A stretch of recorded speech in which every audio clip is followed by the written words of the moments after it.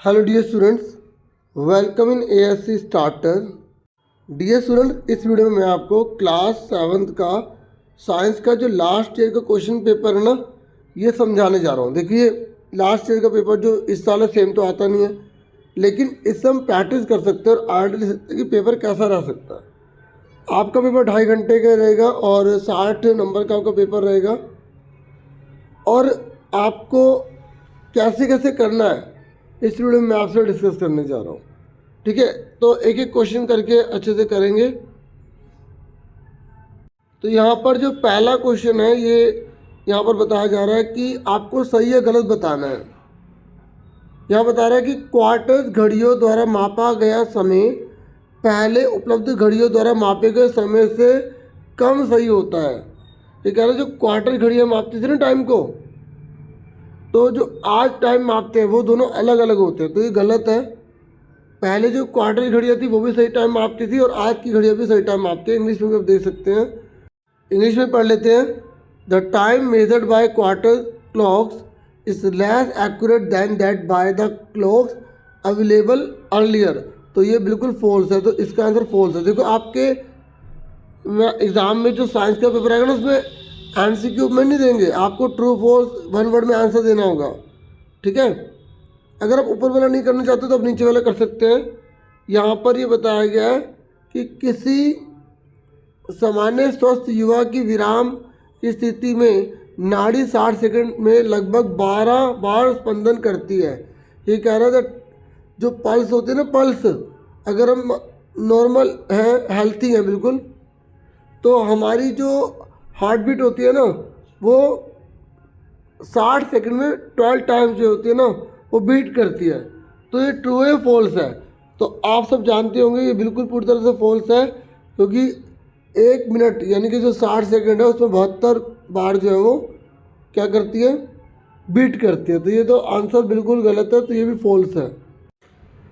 उसके बाद हमारा सेकंड क्वेश्चन है, ये कह रहा है वस्तुओं की गति को उनके दूरी समय आरेख द्वारा चित्रात्मक रूप में प्रस्तुत किया जा सकता है। ये कह रहा है, पहले हिंदी में सुनो। ये कह रहा है अगर हमें किसी की गति को दिखाना है तो हम दूरी और समय ग्राफ के द्वारा हम उसको दिखा सकते हैं। तो बिल्कुल सही, हम दिखा सकते हैं। ये कह रहा है motion of object can be presented in practical form by their distance time graph. ये कह रहा है प्रैक्टिकल फॉर्म में हम दिखा सकते हैं, डिस्टेंस टाइम ग्राफ से दिखा सकते हैं। तो ये क्या बिल्कुल ट्रू है। समझ में आ गया? ये आप अच्छे से कर लेना। यूनिफॉर्म मोशन क्या होता है और नॉन यूनिफॉर्म मोशन क्या होता है, ये आप अच्छे से कर लेना, क्योंकि एग्जाम में पूछेगा। मैं आपको बता ही देता हूँ, अगर ये बिल्कुल स्ट्रेट लाइन बनेगी तो यूनिफॉर्म मोशन है, एक समान गति है। और अगर ये टेढ़ा मेढ़ा हो जाएगा तो ये नॉन यूनिफॉर्म मोशन है, असमान गति है। ठीक है, उसके बाद हमारा नेक्स्ट क्वेश्चन है, यहाँ पर जो नेक्स्ट क्वेश्चन है वो भी ट्रू फॉल्स से ही रिलेटेड है। ठीक है, थर्ड क्वेश्चन आप ये देख सकते हैं। ये कह रहा है दंत क्षय क्षार की उपस्थिति के कारण होता है। ये कह रहा है जो हमारा टूथ डीके होता है ना वो बेस की वजह से होता है। नहीं बच्चों, हमारे मुंह में एसिड होता है जिसकी वजह से हमारे दांत खराब होने लग जाते हैं। तो ये वाला फॉल्स है। ठीक है, अब इसके और वाला पढ़ते हैं। हिंदी में इंग्लिश में दोनों में बता रहा हूँ मैं, आप ध्यान समझिएगा। फिर ये कह रहा है अम्ल और क्षार दोनों सभी सूचकों के रंगों को परिवर्तित कर देते हैं। ये कह रहा है ट्रू है फॉल्स है? ये कह रहा है एसिड और बेस जो होते हैं वो चेंज कर देते हैं कलर को, जितने भी इंडिकेटर्स होते हैं सभी को चेंज कर देते हैं। नहीं, ये बिल्कुल फॉल्स है। ऊपर वाला भी फॉल्स है, नीचे वाला भी फॉल्स है।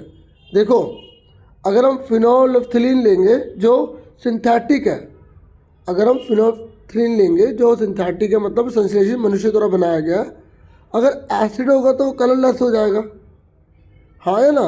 और अगर वो बेस है तो पिंक हो जाएगा। तो आपको अच्छे से पता होना चाहिए।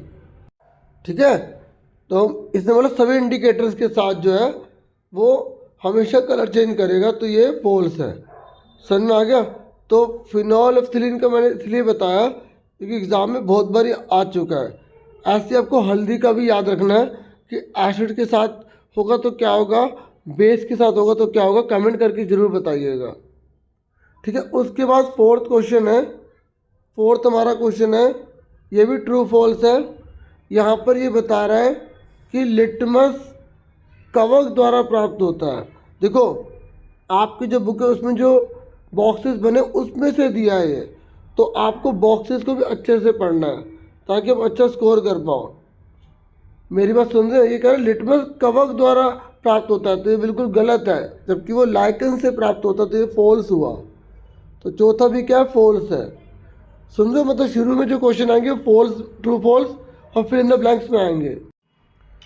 उसके बाद नेक्स्ट क्वेश्चन है, ये कह रहा है कि अधिकतर दालें डैश पादपों से प्राप्त होती हैं। तो इसको मैं अभी हिंदी में दिखा रहा हूँ, पहले फिर इंग्लिश में दिखाता हूँ। ये कह रहा है जो अधिकतर जो दालें होती हैं वो किससे प्राप्त होती है, तो मैं आपको बता दूं, वो हमें जो लिगुमिनस प्लांट होते हैं ना, हिंदी में फलीदार कहते हैं, फलीदार। अच्छा एक बात आपको बताता हूँ कि मैं आपको इसके आंसर भी दिखाऊंगा लास्ट में, ताकि जिन बच्चों को थोड़ी बहुत कन्फ्यूज़न होगी तो वो अपने आंसर भी मैच कर पाएंगे। ठीक है, समझ में आ रहा है ना आप सबको। उसके बाद अब आगे देखो आप, तो पहले मैं आपको लिगुमिनस की स्पेलिंग लिख के दे देता हूँ, LIGUMINOUS। ठीक है, ये कह रहा है आप एक एग्जाम्पल दो, एक परजीवी पादप का उदाहरण दो। जो परजीवी होते हैं ना उसका उदाहरण मांग रहे हैं हमसे। तो पता परजीवी किसे कहते हैं, परजीवी वो होते हैं जो दूसरों की बॉडी में जाकर उनको यूज़ करते हैं, उनसे फूड गेट करते हैं। जैसे आप बता सकते हो जो हमारे सर में जूं होती है ना, या अमरबेल होती है, तो आप वो बता सकते हो, कसकटा लिख देना। ठीक है, अमरबेल या कसकटा। अब इंग्लिश में देख लो एक बार, तो ये इंग्लिश में मैंने आपको बता दिया कि इसका आंसर क्या होगा। ठीक है, इसका आंसर क्या होगा, लिगुमिनस, और इसका क्या होगा, कसकटा। आप बता सकते हो, आप लाइस बता सकते हो जो हमारे सिर में जूं होती है। फिर ये नेक्स्ट कह रहा है image form by dash mirror is erect. ये कह रहा है वो कौन सा मिरर है जिसमें इमेज इरेक्ट बनती है, वर्चुअल बनती है और साइज में छोटी बनती है। देखो अगर साइज में छोटी बोल देगा ना, ये ध्यान से सुन लो, अगर साइज में छोटी बोल देगा तो हम लिखेंगे वो कॉन्वेक्स मिरर है। कौन सा मिरर है, कॉन्वेक्स मिरर, हिंदी में उत्तल दर्पण। ठीक है, अगर यहाँ पर लिख देता सेम साइज तो हम लिखते समतल दर्पण। क्या लिखते, समतल दर्पण, यानी कि हम लिख देते प्लेन मिरर।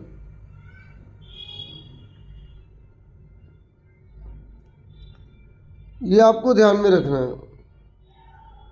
उसके बाद नेक्स्ट क्वेश्चन है, ये कह रहा है कि प्रकाश 7 वर्णों का मिश्रण है। तो आप बताओ जो 7 रंग होते हैं लाइट में से निकलते हैं, तो जो लाइट है वो कौन से कलर की होती है, वो होती है वाइट कलर की। तो वाइट रंग में से 7 रंग निकलते हैं, आपको ये पता होना चाहिए। तो वाइट लाइट लिख देंगे, लाइट लिखा हुआ है तो सफ़ेद लिखना था यहाँ पर। समझ में आ गया। उसके बाद ये कह रहा है लाला रस डैश को डैश में बदल देता है। तो आपको पता होना चाहिए जो हमारे मुंह में सलाइवा होता है वो किसको किस में बदल देता है। तो ये आपको पता होना चाहिए जो स्टार्च होता है ना, स्टार्च उसे शुगर में बदल देता है, ये आपको याद रखना है। तो जो लाल रस होता है वो स्टार्च को, अच्छा हिंदी में स्टार्च को मंड बोलते हैं। क्या बोलते हैं, मंड। ठीक है, ये याद रखना, स्टार्च को मंड बोलते हैं और मंड को शुगर में बदल देते हैं। शुगर को मतलब हम यहाँ पर शुगर ही लिखेंगे। ठीक है, चीनी नहीं लिखना। ठीक है, मंड को शुगर में बदल देता है। फिर उसके बाद नेक्स्ट क्वेश्चन है हमारा, ये कह रहा है कारखानों के अपशिष्ट को किस प्रकार उदासीन किया जाता है। मतलब कहने का ये है कि जो फैक्ट्री का जो वेस्ट होता है ना, उसे हम कैसे न्यूट्रलाइज करते हैं। देखो, अगर हमने फैक्ट्री के वेस्ट को नदी में बहा दिया तो जीव जंतु का जीवन खतरे में पड़ जाएगा। तो उसको हमें न्यूट्रलाइज करना पड़ता है, उदासीन करना पड़ता है, निष्क्रिय करना पड़ता है। तो कैसे किया जाएगा? तो अगर उसमें एसिड है तो बेस डालेंगे, बेस है तो एसिड डालेंगे। तो आप लिखोगे बाय एडिंग एसिड और बेस, या तो एसिड डालेंगे बेस डालेंगे। खाली बेस मत लिखना, आप लिखोगे अम्ल या क्षारक डालकर, अम्ल या क्षारक डालकर अपशिष्ट को उदासीन किया जाता है।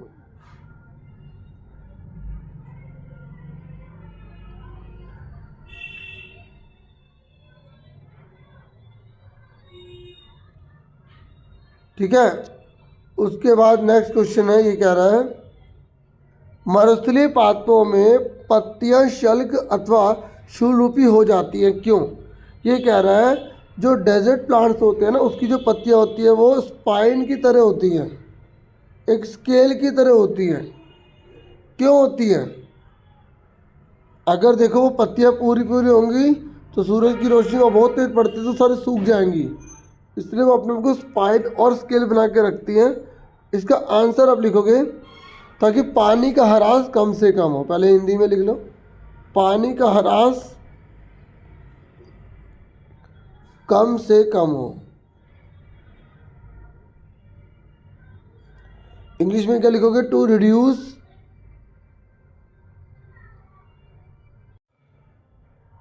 Loss of water.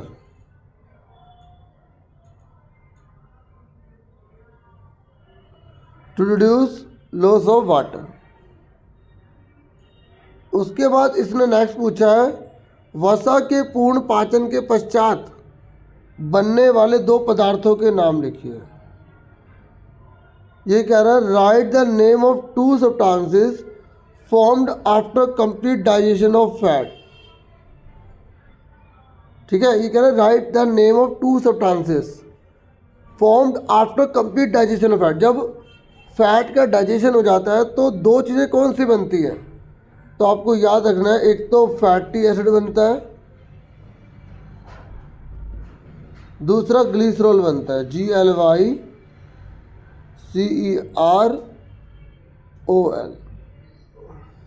ठीक है, एक बनता है वसा अम्ल,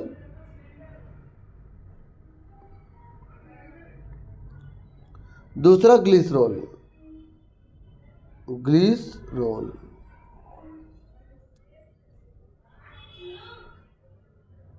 अब उसके बाद नेक्स्ट क्वेश्चन है, ये कह रहा है वास्तविक प्रतिबिंब से क्या अभिप्राय है। देखो, ये पूछ रहे what is meant by real image. तो दो प्रकार की इमेज बनती है, एक रियल, दूसरा वर्चुअल। तो यहाँ रियल है तो आपसे वर्चुअल पूछ ले। तो रियल इमेज आप बताना, रियल इमेज वो होते हैं जिसको पर्दे पर दिखा सकते हैं, बस इतना लिख देना। ऐसा प्रतिबिंब जिसे हम पर्दे पर दिखा सकते हैं, पर्दे पर दिखा सकते हैं, पर्दे पर दिखा सकते हैं, उसे वास्तविक प्रतिबिंब कहते हैं। क्या कहते हैं? वास्तविक प्रतिबिंब कहते हैं।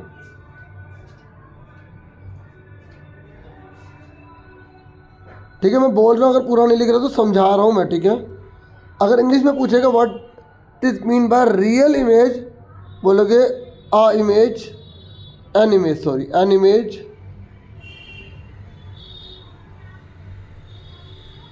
that can be shown on screen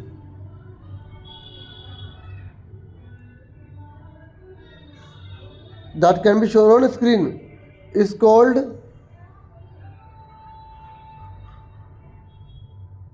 real image. समझ में आ गया आपको? उसके बाद नेक्स्ट क्वेश्चन है, ये कह रहा है कि आप एक सिचुएशन बताओ जब हम वर्चुअल इमेज गेट कर सकते हैं। तो वर्चुअल इमेज हम कब गेट कर सकते हैं ये आपसे पूछ रहा है। तो आप बोलोगे जब इमेज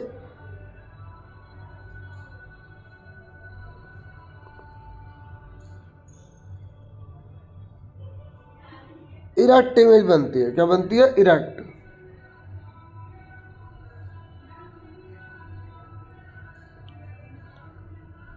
ठीक है, जब इरेक्ट बनेगी तो वर्चुअल होगी। मतलब आप यार जब सीधी इमेज होगी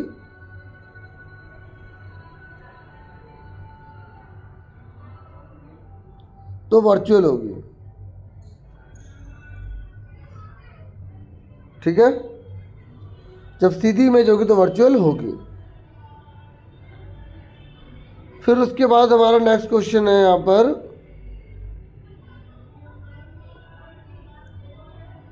जो हमारा सेकंड क्वेश्चन ना, अभी सेक्शन बी है।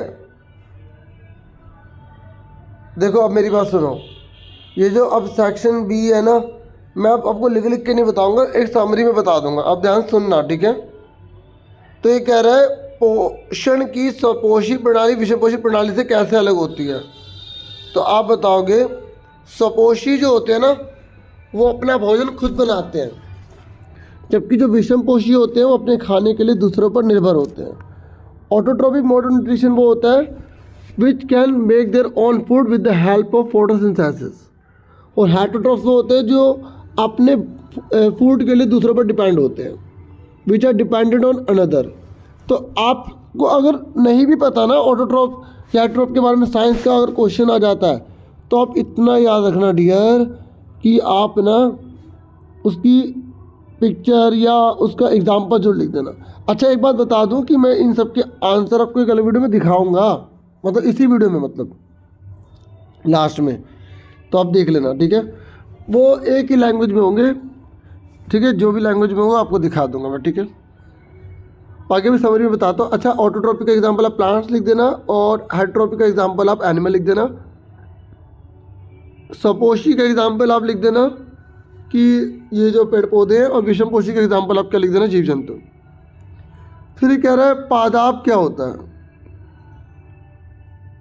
ये कह रहा है पादाप क्या होता है।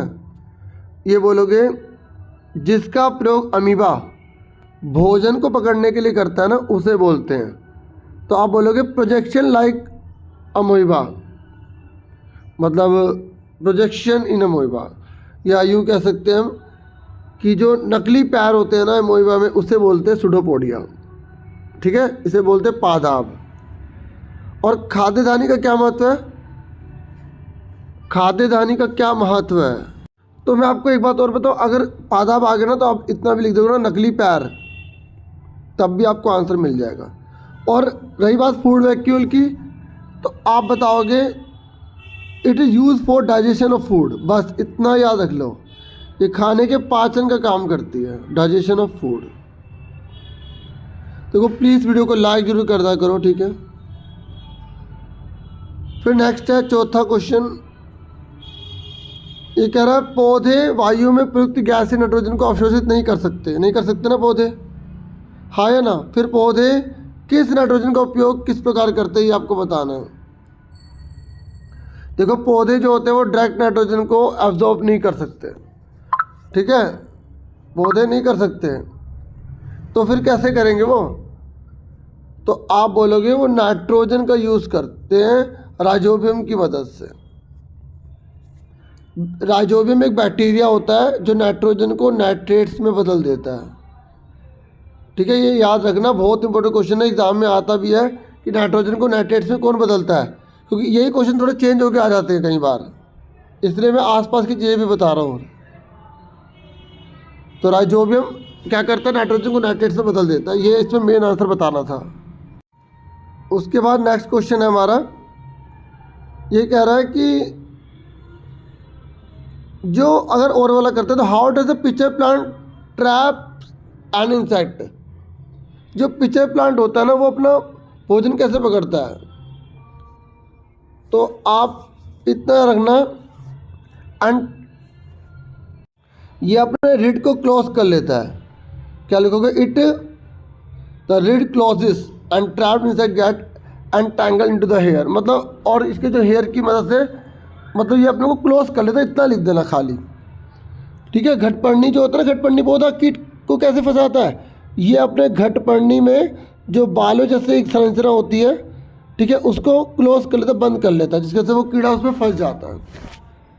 ठीक है। फिर ये 5वां क्वेश्चन है, ये कह रहा असमान गति के 2 उदाहरण दो। मतलब देखो, एक होता है यूनिफॉर्म मोशन, एक होता है नॉन यूनिफॉर्म मोशन। आपको मैं अच्छे से बता रहा हूँ यूनिफॉर्म मोशन या नॉन यूनिफॉर्म मोशन क्या है। देखो ध्यान समझना, यूनिफॉर्म मोशन पहले समझ लो, पहले इंग्लिश वाले समझ लो। ठीक है।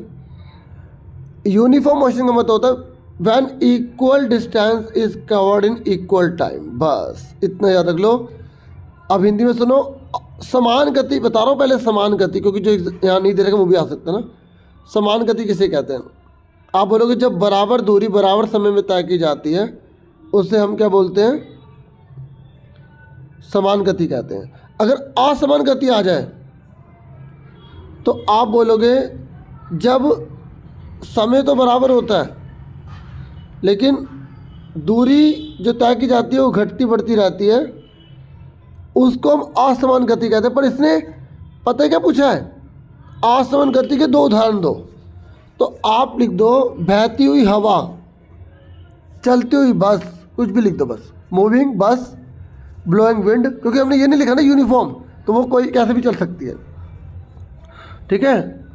A person walking on the road, एक पर्सन रोड पे चल रहा है, इस तरीके से।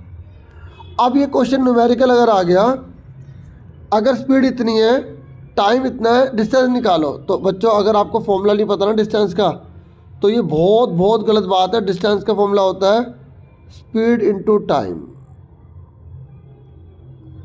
पहले इंग्लिश में देख लो, स्पीड कितने है 3, टाइम कितना है 10, मल्टीप्लाई कर दो 30, आ गया 30 मीटर, ख़त्म। इतना आसान था। इसने बोला दूरी निकालो, तो दूरी का फॉर्मूला क्या होता है? समय गुणा में चाल। तो समय कितना दे रखा है हमें? 10, 3 धाम 30 मीटर आ। क्योंकि देखो एक बात सुनो, ध्यान सुनो, ये मीटर पर सेकंड है जो मैं बताने जा रहा हूँ, कुछ बच्चे समझ पाएंगे थे, मीटर बटे सेकंड, और ये सेकंड है गुणा में सेकंड, तो सेकंड कट गया इसलिए मीटर बचा, इसलिए हमें 30 के बाद मीटर लगाना है। ठीक है। ये जो ऐसे लिखा होता है ना, देखो मैं दोबारा बताता हूँ, ये देखो जो ऐसे लिखा होता है ये, इसका मतलब होता है मीटर ऊपर सेकंड नीचे, इसका मतलब मीटर सेकंड के ऊपर माइनस का 1 लग जाएगा। ये आपको ध्यान में रखना है।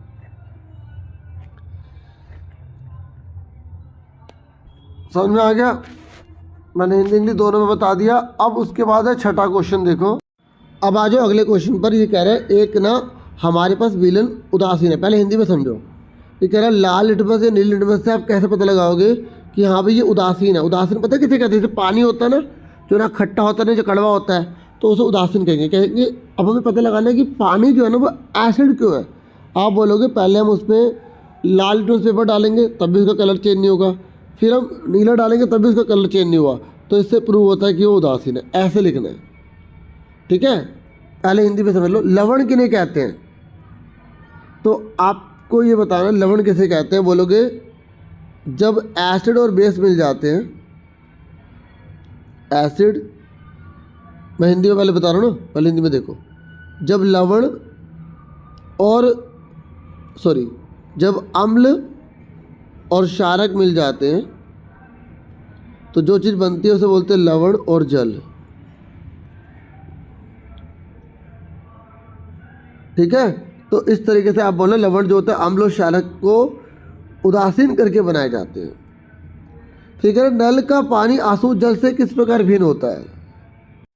आप बोलोगे जो आसू जल होता है ना उसमें मिनरल्स नहीं होते। ठीक है। उसमें करंट फ्लो नहीं होता, जबकि नल के पानी में से विद्युत धारा प्रभावित हो जाती है। या आप ये लिख देना टैप वाटर में सोल्ट होता है, नमक होता है। ठीक है। जबकि आसू जल में लवण नहीं होता, इतना लिख देना बस। अब इंग्लिश में सुनो, ये कह रहा है आपको एक न्यूट्रल सॉल्यूशन दे रखा है, आपको रेड लिटमस ब्लू लिटमस भी दे रखा है। आप कैसे पता लगाओगे कि वो सॉल्यूशन न्यूट्रल है? आप बोलोगे जब रेड लिटमस में न्यूट्रल सॉल्यूशन की अगर हम ड्रॉप डालेंगे तो कलर चेंज नहीं होगा, फिर न्यूट्रल सॉल्यूशन की ड्रॉप ब्लू लिटमस पे डालेंगे तब भी कलर चेंज नहीं होगा, तो इससे हम कह सकते हैं वो न्यूट्रल है। ठीक है। अगर वो पूछेगा सोल्ट क्या, तो आप बता दोगे सोल्ट का मतलब होता है एसिड प्लस बेस जब न्यूट्रलाइज होते हैं तो जो चीज़ बनती है उसे सॉल्ट कहते हैं। फिर ये कह रहे हैं टैप वाटर और डिस्टिल वाटर में क्या डिफरेंट है, तो आप ये बता दोगे जो टैप वाटर होता है उसमें सॉल्ट होता है और जो डिस्टिल वाटर होता है उसमें सॉल्ट नहीं होता। बस इतना याद रख लो। फिर नेक्स्ट क्वेश्चन है, ये कह रहा है आपकी कक्षा में एक सहपाठी मुड़ी हुई पाइप में से ट्यूबलाइट को देखने का प्रयत्न कर रहा है, क्या वह ट्यूबलाइट को देख पाएगा? बोलोगे नहीं, क्योंकि लाइट जो होती है वो स्ट्रेट ट्रैवल करती है। जो प्रकाश होता है ना वो सीधी रेखा में गति करता है, ये आपको याद रखना है। एग्जाम में अगर आ जाएगा तो आप बता दो क्योंकि लाइट जो होती है वो स्ट्रेट ट्रैवल करता है। ये कह रहा है in your class one of the classmate is trying to see a tubelight through a bend pipe, pipe झुका हुआ है ऐसे करके, तो क्या वो लाइट देख पाएगा? बोलोगे नहीं, क्योंकि लाइट जो होती है वो स्ट्रेट ट्रैवल करती है।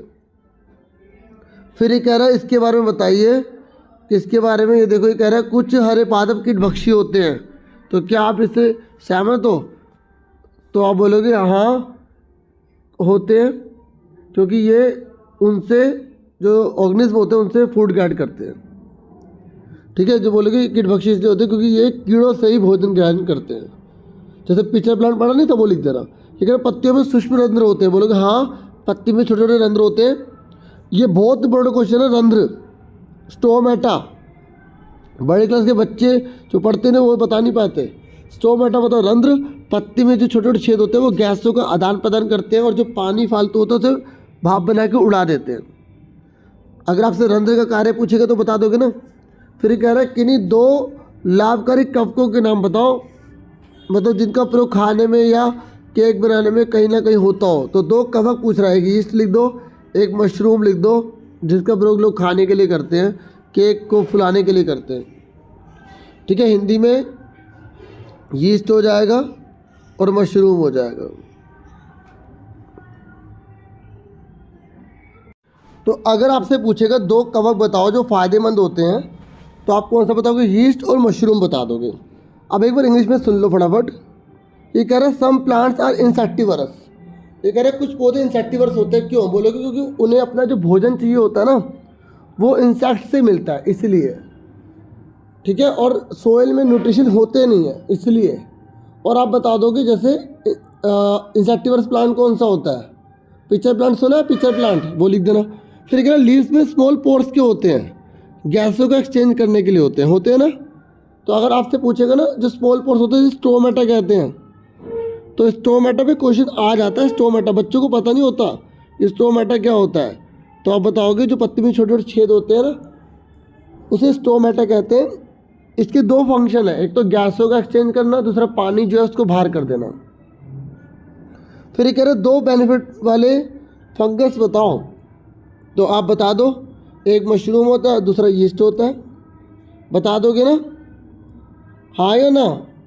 उसके बाद नेक्स्ट क्वेश्चन देखते हैं। पहले हिंदी में बताता हूँ फिर इंग्लिश में देखना आप।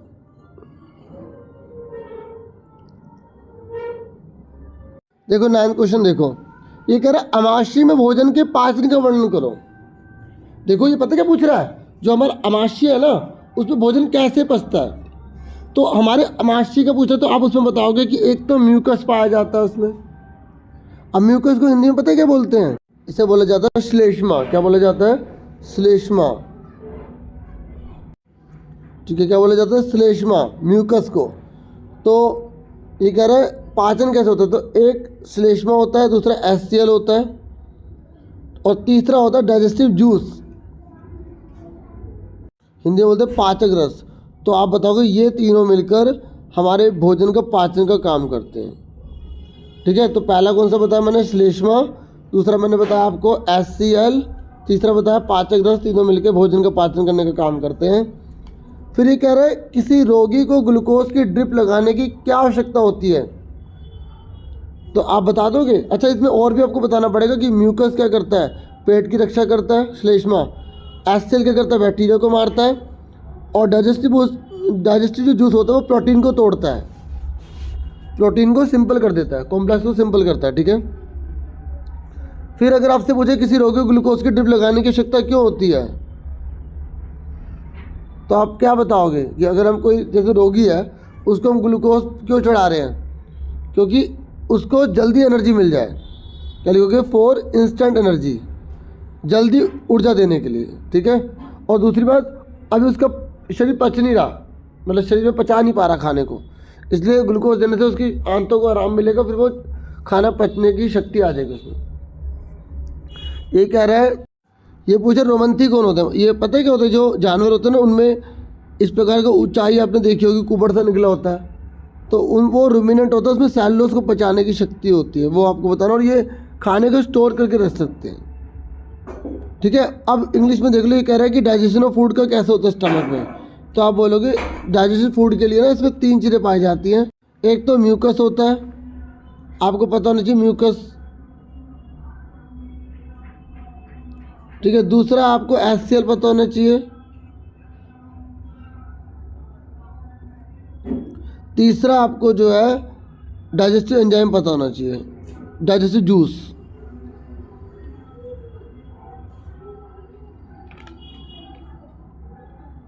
तो ये जो म्यूकस होता है ये तो स्टमक को सेव करता है, ठीक है, और जो डाइजेस्टिव जूस होता है वो प्रोटीन को ब्रेक डाउन करता है, और एसिड क्या होता है, बैक्टीरिया को मार देता है, ये आपको याद रखना है। और रूमिनेंट्स आप बता देना कि जो एनिमल्स होते हैं उनमें फाइंड आउट होता है, उसमें मिलता है, ठीक है। और ये उनको जो जीव जंतु होते हैं, जो सेलुलोज होता है उसको पचाने में हेल्प करता है, ठीक है। उसके बाद हमारा नेक्स्ट क्वेश्चन है 10वां, बहुत ही सिंपल है। ये कह रहा है कि औद्योगिक क्षेत्र में होने वाली वर्षा अम्लीय हो सकती है, समझाइए। ये कह रहे हैं जो रेन फॉलिंग होती है ना इंडस्ट्रियल एरिया में वो एसिडिक हो सकती है, कैसे, तो आप बोलोगे क्योंकि जो इंडस्ट्रियल एरिया ना उसकी एयर पॉल्यूटेड होती है, उसमें एसिड की मात्रा बहुत ज़्यादा होती है, इसलिए जब बारिश होगी तो उसमें एसिड आ सकता है।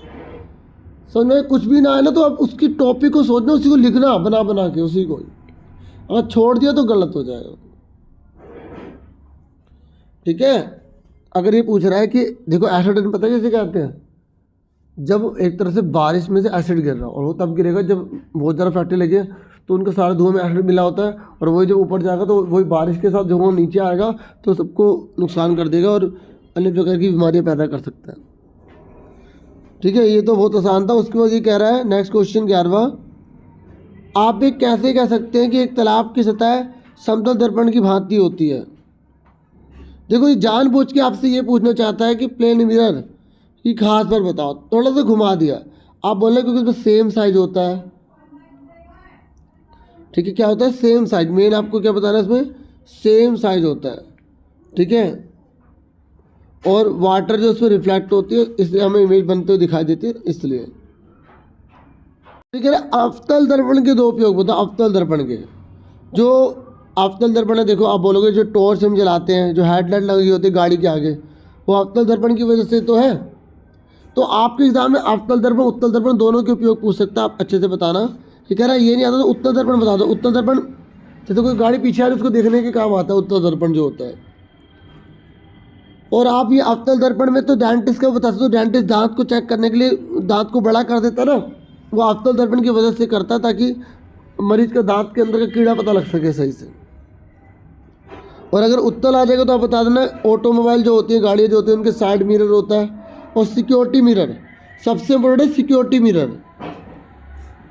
फिर हमारे पास नेक्स्ट क्वेश्चन है, ये कह रहा है एक छोटी वृत्ताकार डिस्क को एक लट्टू की चोटी पर जोड़ा गया,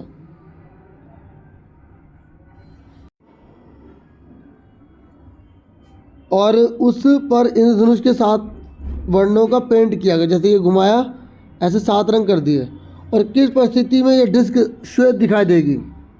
आपको बता रहे सफ़ेद कब आएगी, बोलोगे रोटेट करने पर। कैसे आएगी, जब हम इसको रोटेट करेंगे, क्या करेंगे, रोटेट करेंगे, क्या करेंगे बेटा, रोटेट करने पर, घुमाने पर।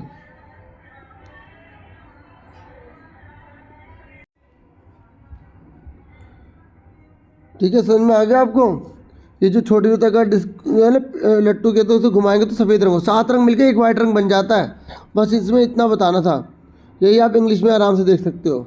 इंग्लिश में आपको लिखोगे रोटेट करने पर, किस पे, अपॉन रोटेटिंग द डिस्क। ठीक है। उसके बाद नेक्स्ट क्वेश्चन है हमारा, ये कह रहा है मैचिंग करनी है आपको। तो मैचिंग करने के लिए कह रहा है, तो अब आपको अगर पता होगा, पहले हिंदी वाले देख लो। जो चॉकलेट है ना उसका कहाँ पर क्या होगा, क्या करेगी वो। तो आप चॉकलेट खाओगे तो क्या होगा, दांत खराब होंगे। तो इसका आंसर क्या आएगा, सेकंड। पिताशय क्या करता है, पितरस पैदा करता है। मलाशय क्या करेगा, नाम से पता लग रहा है, मल का त्याग मतलब गंदा पदार्थ बाहर।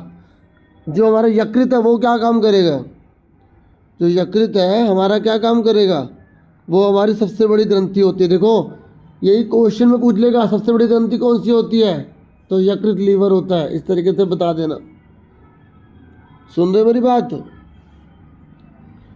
और अगर आपसे पूछ रहा है जुगाल क्या है, ये जो भैंस चबाती रहती है, ऐसे ऐसे मुंह करती रहती है ना, क्योंकि वो ऊपर जो जमा हो जाता है खाना उससे बाहर निकलता रहता है, इसलिए इसका आंसर क्या है, रोमंथी। और चवर्णक क्या, हमारा एक दांत होता है। क्या होता है, हमारा एक दांत होता है। समझ में आ गई मैचिंग। ठीक है। तो इस तरीके से मैंने आपको पूरा बता दिया। अब उसके बाद आप आगे देखो। अच्छा अभी ना हिंदी में आ रहा है, तो पहले हिंदी वाले सारे देख लो आंसर। चलो पहले मैं आपको मैचिंग ही कराता हूँ। तो पहले मैचिंग देख लो, उसके बाद फिर ऊपर के क्वेश्चन कर लेंगे हिंदी मीडियम। ठीक है डियर। ये देखो, तो ये कह रहा है जो चॉकलेट है वो किस में आएगा। तो चॉकलेट है ना आपका, उससे हमारे दांत खराब होंगे, टूट दिखे। तो जो गाल ब्लेडर है उसका किससे लिंक है, बाइल जूस से रिलेटेड है। रेक्टम मतलब गंदा पदार्थ बाहर निकाला, वेस्ट प्रोडक्ट हो गया। ठीक है। लीवर जो है, लीवर क्या करेगा, सबसे बड़ा हमारा ग्लैंड है, लार्जेस्ट ग्लैंड। कट क्या होता है, ये रूमिनेंट होता है। मोलर क्या है, एक हमारा दांत है। तो ये बच गया फालतू, कुछ फालतू दे देते हैं ताकि बच्चा कंफ्यूज हो जाए। ठीक है। अब ये कह रहा है कि अगर आप मैचिंग नहीं करते तो आप इनके ऊपर एक वर्ड बताओ कि इनका आंसर क्या होगा। सुन रहे मेरी बात। तो आपको मैं बता दूं, अगर आपको वीडियो ढूंढते रहे मेरी, तो क्लास 7 लिखा, ASC स्टार्टर लिख दिया, और जो सब्जेक्ट है वो पहले लिख दो या बाद में लिख दो। तो वीडियो होंगी तो आपको ज़रूर मिल जाएंगे। सुनिए मेरी बात। ठीक है। अब आंसर मैं आपको ये बता रहा हूँ, इसे ध्यान से समझो अच्छे से। पहले मैं जो हिंदी में आपको बता रहा था उसके बाद इंग्लिश में बता दूंगा। ठीक है। देखो यहाँ पहला बोला गया, पचा हुआ भोजन छोटी आंत से बड़ी आंत में पहुँचता है। तो आपको ये बताना है कि सही करके दोबारा लिखना है। ये कह रहा है पचा हुआ भोजन छोटी आंत से बड़ी आंत में जाता है। क्या पचा हुआ भोजन जाता है बड़ी आंत में, सारा गंदा जाता है। तो यहाँ पे पचा की जगह बस अपचा हुआ लिख दोगे, अपचा भोजन, मतलब लाइन गलत है। अगर आपके पास ऑप्शन है दोनों में से कोई भी आप एक कर सकते हो। फिर नेक्स्ट है, ये कह रहा है कि ओआरएस घोल बनाने के लिए नमक और चीनी की आवश्यकता होती है।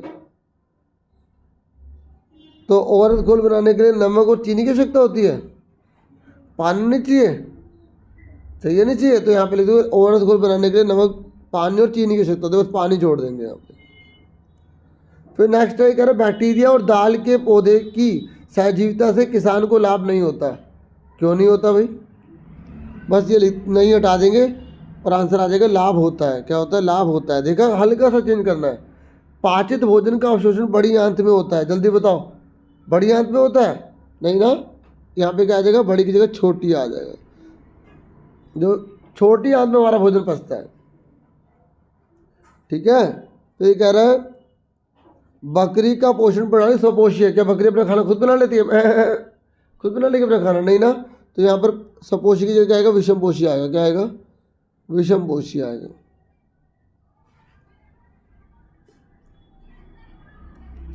फिर क्या, लगभग 12 वर्ष की आयु तक दूध गिर जाते हैं। बताओ ये भी क्या मजाक था। तो 8 साल की उम्र में दूध के दांत गिर जाते हैं, ये आंसर आना था यहाँ पे। 8 साल की आयु में दूध के दांत गिर जाते हैं, ये लिखना, दूध थोड़ी गिर जाएगा, ठीक है, दूध के दांत गिर जाते हैं। तो देखो कितना इजी था ना ये, हाँ है ना।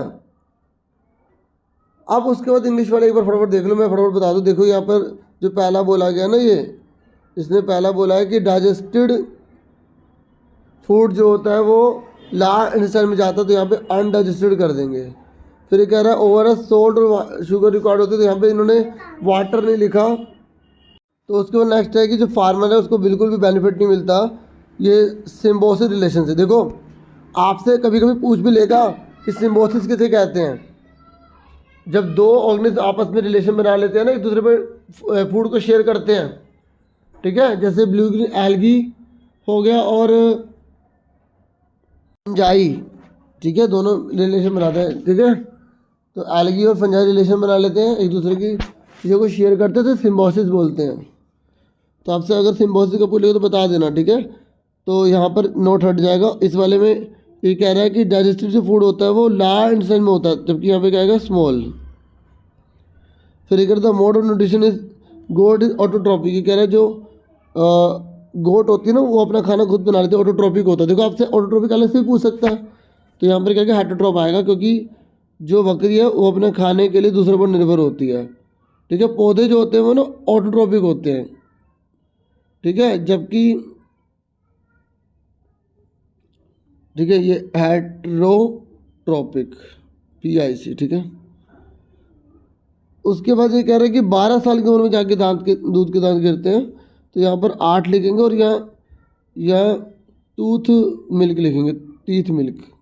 यहाँ पे इन्होंने टीथ लिखना छोड़ दिया था, ठीक है। उसके बाद जो है 13 क्वेश्चन है। तो ये 13 क्वेश्चन में कह रहा है कि धीरज ने तेज धूप की ओर देखते हुए आंखें बंद कर ली। कुछ देर बाद उसने आंखों को हथेली से ढक उन्हें बंद रखा। तो अब इसने क्वेश्चन पूछा, पहले इसने स्टेटमेंट दे दी कि धीरज ने पहले तेज धूप की ओर देखा फिर आंखें बंद कर ली। अब ये बोलो पलकें क्या होती हैं, बताओ पलकें क्या होती हैं, पारदर्शी, पारभासी, अपारदर्शी या चमकदार। देखो जिसके आर पर नहीं देखा जाता ना उससे हम क्या बोलते हैं, अपारदर्शी बोलते हैं। पहले हिंदी वाले सुन रहे हो, जिसके आर पर दिखाई देता है जैसे हवा, पानी, तो उसे क्या बोलेंगे, पारदर्शी बोलेंगे।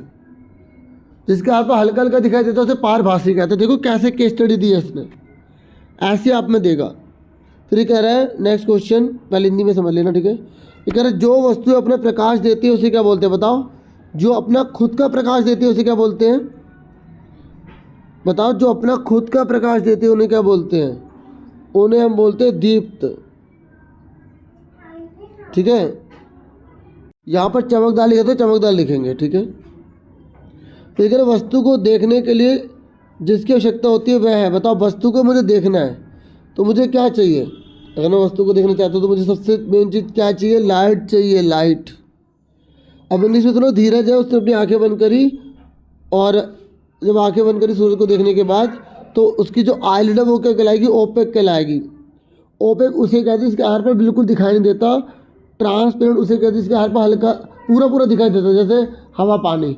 और ट्रांसलूसेंट होता है इसके आर पर हल्का हल्का दिखाई देता है। लुमिनस उसे कहते हैं इसकी खुद की लाइट होती है, जिसे दीप्त बोलते हैं हिंदी में, ठीक है। और नॉन लुमिनस जिसके आर पर जिसकी खुद की लाइट नहीं होती, ठीक है, जैसे मेज हो गया, चांद हो गया, उसकी खुद की लाइट नहीं है।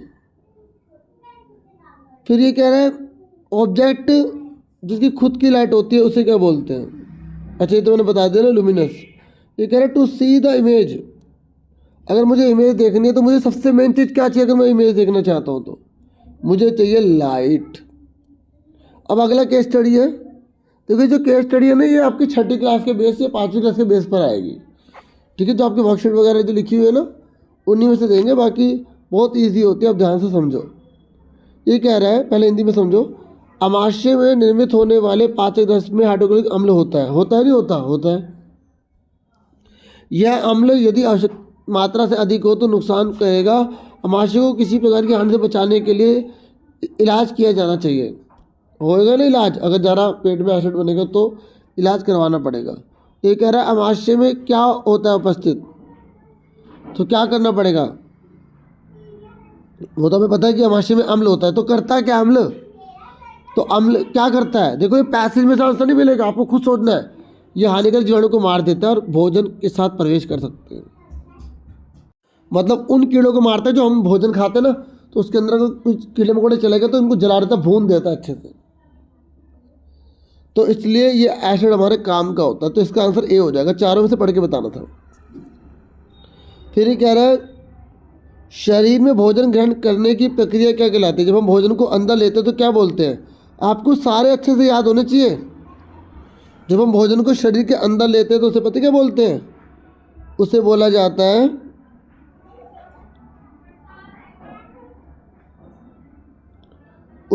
है डियर बी, अंतर्ग्रहण। जब हम अपना कूड़ा कचरा बाहर निकालते हैं उसे बोलते हैं निष्कासन। जब खाना पच रहा है तो होगा पाचन। ठीक है। अब एक और अगला है कि डॉक्टर अपचत को रोकने, जैसे हमारा खाना पच नहीं रहा तो वो कौन सी दवाई देगा? जब हमारे अंदर खाना पच नहीं रहा तो कौन सी दवाई देगा? वो देगा एंटासिड, बी देगा, क्योंकि एसिड बहुत बन रहा है तो एंटासिड देगा ना। अब इंग्लिश में सुन लो। ये कह रहा है कि डाइजेस्टिव जो जूस होता है वो हमारे स्टमक में प्रोड्यूस होता है और HCl भी उसके अंदर होता है। ये HCl अगर ज़्यादा हो जाए तो हमें बहुत नुकसान कर सकता है, तो हमें इसकी रक्षा करनी चाहिए, ध्यान रखना चाहिए। तो कह रहा है एसिड जो होता है जो हमारे पेट में होता है वो करता क्या है? वो हमारे हार्मफुल बैक्टीरिया को मार देता है जो खाने के साथ हमारी बॉडी में घुस जाते हैं। फिर ये कह रहे हैं जो हम खाना खाते हैं तो खाना जब बॉडी के अंदर लेते हैं तो उसे बोलते क्या है? जब बॉडी के अंदर खाना खाया जाता है ना डियर, तो उसको हम बोलते हैं इंजेक्शन। ठीक है, सुन रहे हो? उसके बाद नेक्स्ट है, ये कह रहा है ये सारी डेफिनेशन अच्छे से कर लेना, बहुत इंपॉर्टेंट है, इनमें से क्वेश्चन आ जाता है। फिर नेक्स्ट है द मेडिसिन जो डॉक्टर हमें एडवाइस करेंगे जब हमारी बॉडी में खाना पचेगा नहीं तो उसे क्या बोलते हैं? एंटासिड बोलते हैं। क्या बोलते हैं? एंटासिड बोलते हैं। ठीक है। उसके बाद हमारा 15 क्वेश्चन है, आप ध्यान से समझिएगा। तो ये कह रहा है, देखो ये भी केस स्टडी है, ध्यान समझिएगा। ये कह रहा है वस्तु अलग अलग तरीक़ों से गति दर्शाती है ना, कोई तेज़ भागते कोई धीरे भागते हैं। सुबह के समय सैर करने वाले लोगों को एक सीधी रेखा पथ पर चलते हुए देखा जा सकता है। जब सुबह लोग जा रहे होते तो बहुत सारे लोग मॉर्निंग वॉक कर रहे होते, सीधा सीधा चल रहे होते हैं, हाँ या ना। तो जबकि छत पर लड़के पंखे की पंखुड़ियाँ घूम रही है गोल गोल, टन टन टन घूम रहा होता ना पंखा, तो उसे वृत्ताकार गति कहते हैं। अब यदि गति है तो मापन भी होना चाहिए, मतलब उसे मापना चाहिए। तो माप की इकाइयों को मानकीकृत किया गया, अलग अलग मापने की इकाई अलग अलग है। अब आप बताओ, पेड़ की शाखा का इधर उधर हिलना, जैसे पेड़ है ये पेड़ की शाखा है, ये कभी ऊपर हो रही है कभी नीचे हो रही है, कभी ऊपर हो रही है कभी नीचे हो रही है। तो ये कह रहा है अब आप बताओ जब पेड़ की शाखा ऊपर नीचे हो रही है तो उसमें कौन सी गति मानी जाएगी? देखो जब कोई चीज़ ऐसे ऐसे होती है ना तो उसको हम पता है क्या बोलते हैं? उसको बोलते हैं आवर्ती गति। क्या बोलते हैं? Periodic motion. ठीक है, ये गति वाला क्वेश्चन आने वाला है। अब बताओ 1 मीटर में कितने मिलीलीटर होते हैं? देखो 1 मीटर में ना 1000 मिलीलीटर होते हैं। याद रखना 1 मीटर में 1000 मिलीलीटर होते हैं। कितने होते हैं? 1000। फिर नेक्स्ट क्वेश्चन है, कह रहा है निम्नलिखित में से वह माप जिसे लंबाई की मानक इकाई नहीं माना जाता, बताओ किसको हम मापने के लिए यूज़ नहीं करते? मतलब उसको यूज़ नहीं करेंगे ना जो बार बार बदलता रहेगा। अब किसी का पैर छोटा होता है किसी का पैर बड़ा होता है तो उससे थोड़ी मापेंगे। देखो कई बार में क्वेश्चन समझ ही नहीं आता, हम आंसर कैसे बताएंगे? तो आपको ही क्या करना, उस क्वेश्चन को 3 4 5 6 बार पढ़ो और सोचो वो क्या कह रहा है। और अगर नहीं आता तो देखो कि 4 पॉइंट में 3 पॉइंट सेम लग रहे हैं, एक अलग है, तो वही होगा ना आंसर। समझ में आ रहा है? मैं डांट नहीं रहा, समझा रहा हूँ। अब इंग्लिश वाले देखो, वीडियो को प्लीज़ लाइक जरूर कर देना प्लीज़। सारे इतने लाइक बच्चे कम करते हैं ना, तो फिर कहता हूँ सोचता हूँ कि चलो एक आधी वीडियो 2-3 वीडियो बनाए। चलो ये कह रहा है ऑब्जेक्ट, लेकिन जो बच्चे लाइक करते हैं उनके से बनानी पड़ती है ना। चलो आगे सुनो, ये क्या आप इंग्लिश में सुन लो। ये कह रहा है ऑब्जेक्ट जो होता है वो मोशन दिखाता है, अलग तरीके से दिखाता है। मॉर्निंग वॉक में जो लोग हैं वो स्टेट में हमें दिखाई देते जाते हुए, और जैसे पंखा है ऐसे गोल गोल घूमता है, जिसे हम सर्कुलर मोशन कहते हैं। तो ये कह रहा है और भी बहुत सारे होते होंगे जिसके लिए स्टैंडर्डाइज डिसाइड किया होगा कि उसको किस नाम से जाना जाना चाहिए। तो आपसे कुछ क्वेश्चन पूछ रहा है। ये पहला पूछ रहा है कि अगर पेड़ की ब्रांच को हम ऊपर नीचे हिलाते हैं तो उसको क्या बोलेंगे, उसे बोलेंगे पीरियोडिक मोशन। ये कह रहा है 1 मीटर में कितने मिलीमीटर होते हैं, 1000 होते हैं। ठीक है, आपको सारी यूनिट पता होनी चाहिए जो भी आपके सिलेबस में है। उसके बाद ये कह रहा है कि कौन सी इसमें से मेजरमेंट यूनिट है जो बार बार बदलती रहती है। तो हमें सिंपल सी बात है, जो हमारे पैरों के जो कदम होते हैं, फुट स्टेप, वो हमारे बार बार बदलते रहते हैं। ठीक है, बाकी तो सब सेम रहता है। तो डियर, मैंने आपको अच्छे से एक एक चीज़ समझा दी है, पूरा पेपर भी आपको करवा दिया है। ये प्रैक्टिस पेपर के रूप में इसे यूज़ करना। ये लास्ट ईयर का पेपर था। कई बच्चे सोचते हैं कि ये सारे क्वेश्चन आ जाएंगे, ऐसा नहीं होता कुछ भी। ठीक है, ऐसा पेपर आएगा मतलब ये नहीं कि यही पेपर आएगा, सुन रहे हो, मतलब पेपर का डिज़ाइन ये होगा, पैटर्न ये होगा, क्वेश्चन वोश्चन नहीं होंगे। तो खूब मेहनत करके पढ़ाई करो और अच्छे से डीपली पढ़ो, क्योंकि ये आया ना, इसके आसपास की चीज़ों पर ज़्यादा ध्यान देना ताकि हम अच्छा स्कोर कर पाओ। ठीक है, इतना ही था इस वीडियो में। Thank you for watching and listening carefully. Video को लाइक, चैनल को सब्सक्राइब करना। Take care dear students.